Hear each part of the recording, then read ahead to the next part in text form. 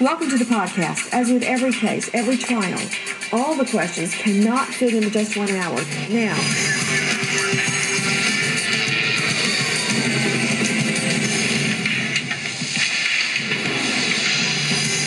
what about it, Peter Odom? Why not take that polygraph? What's the problem? Because polygraph evidence is unreliable. You might as well use chicken bones and tea leaves. Well, then you why know not that, take Nancy. it? No, I believe in polygraphs. Eleanor, what about it, Eleanor Dixon? Well, Nancy, what I like to say is if you've got nothing to hide and you're completely innocent, why not take it? It's What just about it, another piece Richard? of evidence. Richard Herman? Wrong. There's no upside for him to take that. He's the only suspect right now.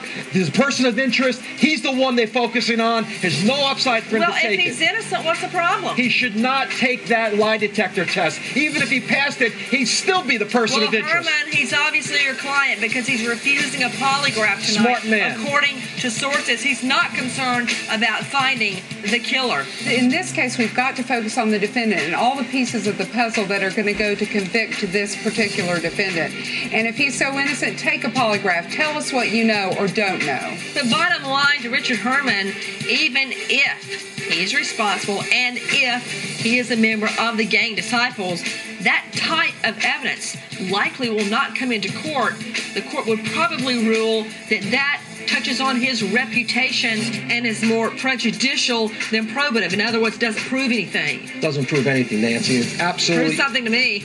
Well, you're a little different there. It's Grace law with you. Thank I know. you. He's guilty now. You want to put him away. I don't give him want the to electric be chair now. compared to a bunch of judges sitting on the bench with their head in the sand and their butt in the air. And speaking of, to Peter Odom, would evidence of gang membership come in at trial, if there is a trial? It might.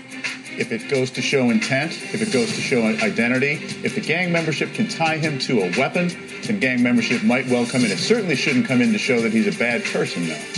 That doesn't mean anything that there's not a charge yet, Richard Herman. They could be playing with him like a cat and a rat. They violated him for failing to attend an anger management order. I mean, that's ridiculous. He was caught so what? He was caught with cocaine, a couple years ago, and they didn't violate him for that? No, it was actually in June. They're putting him in the frying pan. They're trying to get a confession out of him. They don't Maybe I'm the one that's crazy tonight, but my question was to you, Peter Odom. Let me give you a stab at it. Just give me a try, all right? Just try. Just because they haven't put a charge on him yet, that doesn't mean anything. Well, the police have announced that they have him as the only suspect, the only person of interest. But if they're doing their job, they will be looking at everything, including the gang affiliations of the victim, to look for other suspects. That's what good police officers do. To Eleanor Dixon, Eleanor, when you're just a person of interest, you're not formally named a suspect, and you're in custody, don't you still have to have your Miranda rights because you're in custody?